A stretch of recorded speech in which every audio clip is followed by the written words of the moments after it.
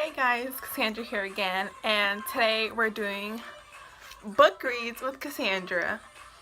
Now, a lot of you probably don't know, but I am a bookworm. As you can see right there, that's half of my bookshelf, and that's not even counting how many books I've read that I haven't bought yet, and books that I want to buy and just haven't had time to buy or the money to buy. But needless to say, I am your bookworm. I am currently trying to do the 100 book challenge, but school has gotten in the way along with other things, so I have been distracted. But I'm hoping that these blog videos will get me back in track to reading again, and I want to be able to give y'all to do this weekly thing and give y'all books that I read in a week or books that I read in the past, and just recommend them to you and tell them how I felt about them and just how good they are, because there's a lot of underappreciated artists, because there's people, everyone knows Sarah Dessen is, and even though she's an amazing writer, there's still other amazing writers out there. So let's start with the book of the week. Really much to say about it. Well, there's a lot to say about it, but there's not a lot of content to talk about, if that makes sense. And there's no plot line, obviously, because poems just come and go and everything. And at the end of the video, I'm going to read you one of my favorite ones.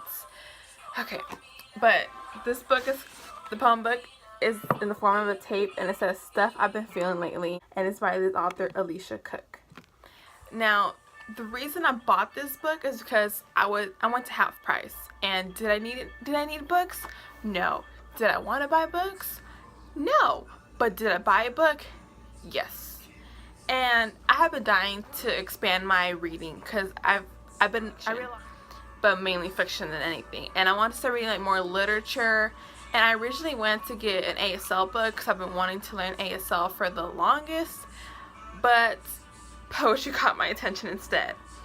And this book is by the author named Alicia Cook, and she's really unknown, but she's a recent author that just came out, and she has just 3 other books, I believe, I'm not sure, but just a couple books out, but this is the only one they had at half price. And it intrigued me, so I was like, okay, why not pick it up and check it out.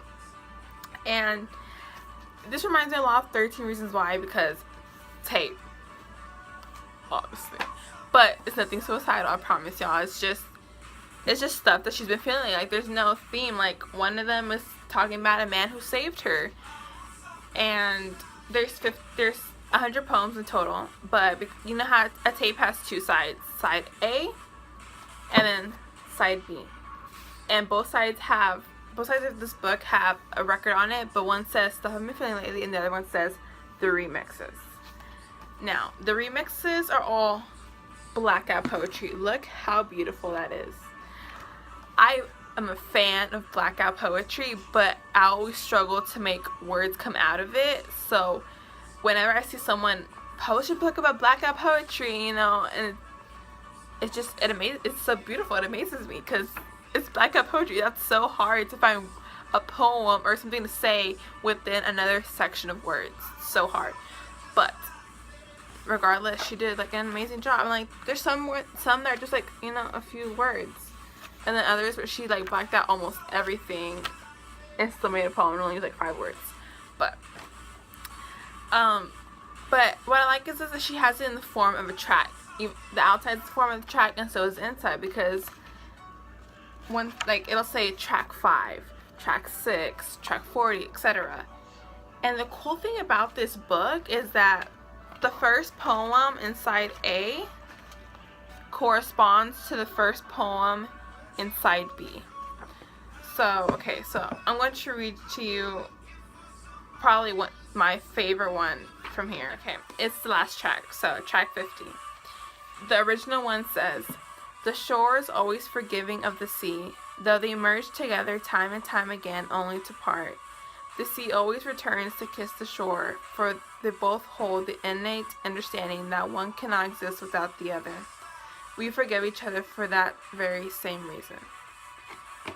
And then track 50, the blackout one, it says, "Always forgive and return to each other." So the cool thing is that you have the track 50 on the first one, and that's the whole poem. But then you have track 50 on B side, and it's it's just a shortened version, like a summary of the poem on side A. And it's, I don't know, it's cool, like how they correspond, how one's blackout poetry, how one's an original written one. Like they're both original, but one's blackout and one's like, one comes from other people's words and the other one is your pure thought. Like that's amazing. Something else I want to talk about, because this book, like I said, this book is in the format of a track. So at the bottom it says currently listening to, and this poem she's listening to Emile Sand, Read All About It Part 3. Now, I did my research before recording this video, and I'm not gonna lie, I thought that the tracks at the bottom of each poem were there because she was listening to them as she wrote this poem or whatever. Because like a lot of them don't correspond to the theme of the poem or to what the poem is trying to say or convey or whatever. And so I did my research, and it turns out that although some of them she did listen to while writing them, most of them have to do with the poem itself, like whether one inspired the thought of the poem or like, because you know how just a simple color or a simple phrase like the sun was dark or like a paradox can I relate, because there's times someone tells me just a quote, and based off of that quote I want to write a poem, I want to write a story, like I have something in my head already forming itself.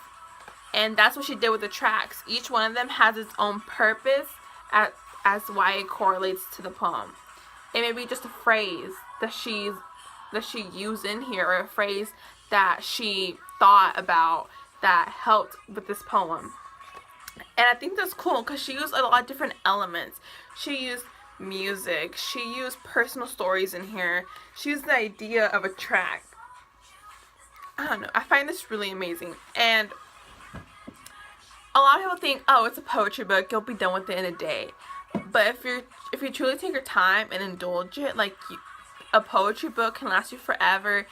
And there's no such thing as ruining the plot, because there is no plot. You read this, and each time you read this, depending on your mood, you get a different feeling, get a different meaning.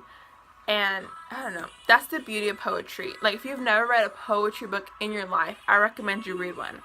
A lot of people read the Milks and Honey by Rupi Kaur, and even though that's a really good poetry book, it's so overrated, it's so used a lot. And I'm not bashing her or anything, because she's a good writer, but I like to indulge myself in those hidden writers and those hidden people that no one really talks about and no one really brings up there and idolizes, because every writer deserves to be idolized.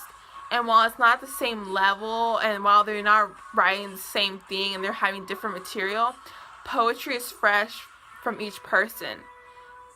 Even though the topic may be about a guy and a girl falling in love, the material and the way they write it and the emotion they put into it is different each time. So like I love poetry. I love writing poetry. Anyone who tells me they hate poetry, I'm like, kill yourself. But poetry, it's so good, and I really hope I'll give it a chance. And like I said, the name of the book is Stuff I've Been Feeling Lately by Alicia Cook.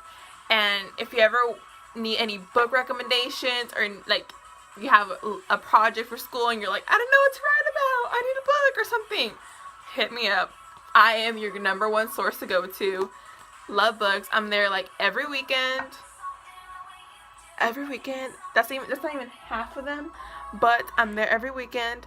I steal books from my sister, who's across the hall, and she has different books, and I'm obsessed with them too, and I wish they were mine, but I cannot put books in the world no matter how hard I try. But I will one day. But stay tuned. And if you have any book recommendations or suggestions that you want me to read and tackle on and talk about in my next video, I'm going to do book reviews with Cassandra every Friday. So starting today, after I finish this video and post it, I'm going to tackle on another book, indulge in it, give you some good reviews, comments about it, say my worst parts and my favorite parts about it, read you a little excerpt, and I'll get back to you on books you need to read.